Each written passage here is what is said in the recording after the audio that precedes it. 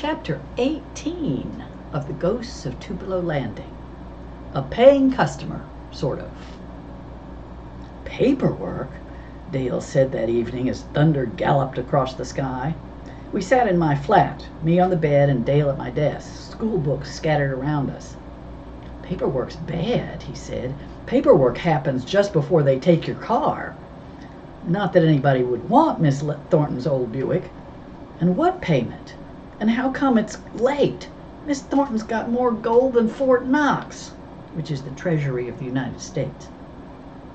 I don't know, I said, trying to disremember Red Baker's warnings. Did you ask her? Not exactly. I told her State Bank called, and I'd left the message in the kitchen. She said, "That terrible Filch woman again." Then she said not to worry, she'd handle it. Well then, he said, swiveling back and forth on my desk chair. Might as well not worry. Dale kills me. He's got a worry switch that he flips like that. It's something he got from his daddy, not from Miss Rose. I hate English, he said. Why do we have to study a foreign language anyway? English ain't a foreign language, I told him. Are you English? He demanded, because I'm not.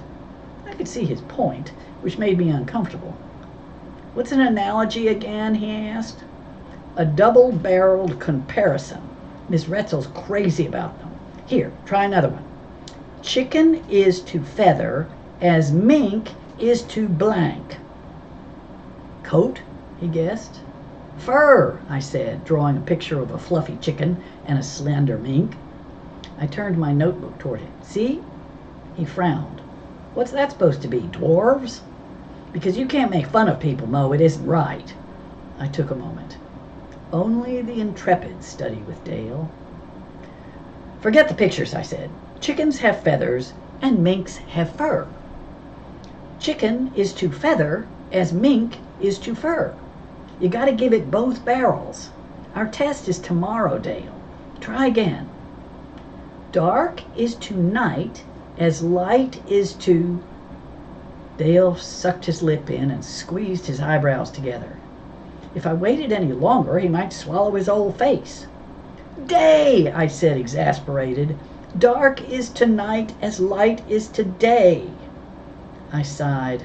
I needed a hot chocolate, maybe a double. Dale jumped. What was that? The storm, I said, as a gust of wind hit the house and rain pounded the roof. You want some hot chocolate? Footsteps clomped across the porch. Mo, somebody's out there. Probably the Colonel. Who's there? I called. Colonel? The footsteps stopped at my door.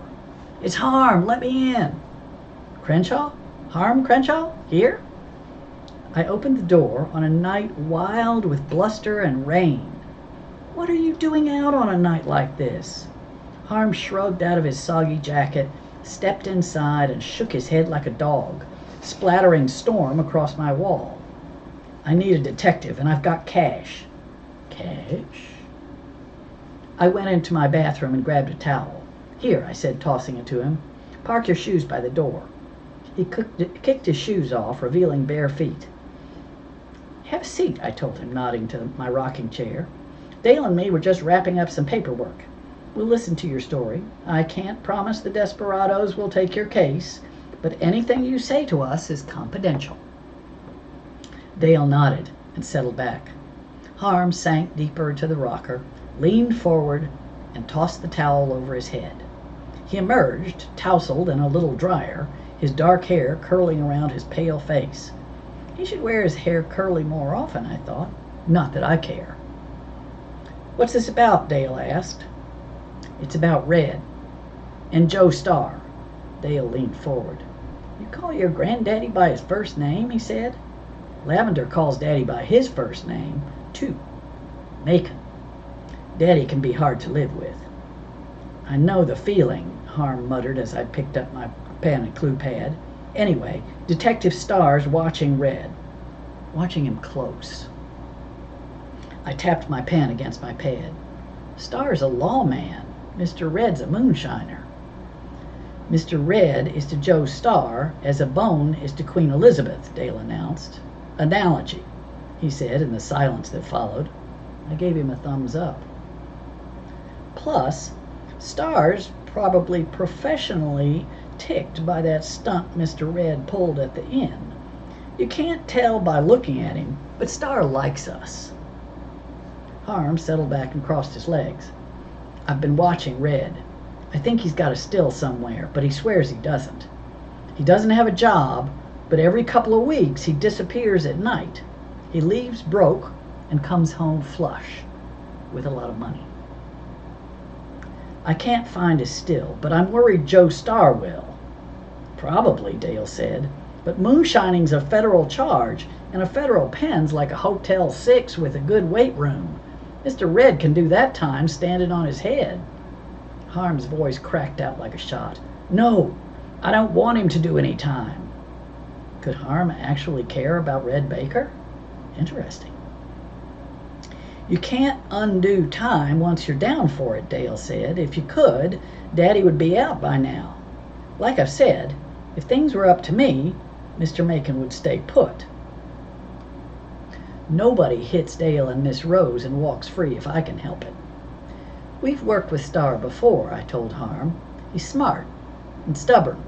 And Dale's right. If he decided to take Mr. Red down, he's going down. Not if you find the still first, Harm said. We could destroy it before Starr throws Red in jail. Even if we do destroy it, he'll go right back at it, Dale said. Dogs don't change their spots. Leopards, Harm said, frowning. Leopards don't change their spots.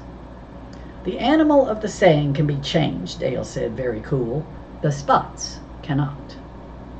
I studied Harm as silence settled around us. The night had washed the smirk off him. Without it, he looked tender and thin, like bamboo growing too fast for its roots. Why don't you want him doing time? I asked. He can't, he said. He's too old. My stare pinned him to the chair the way Miss Lana pins me when she waits for the truth. He did what I do. Looked at my rug, my Elvis calendar, my North Carolina wall map marking the many places I know my upstream mother ain't. Finally, he looked at me.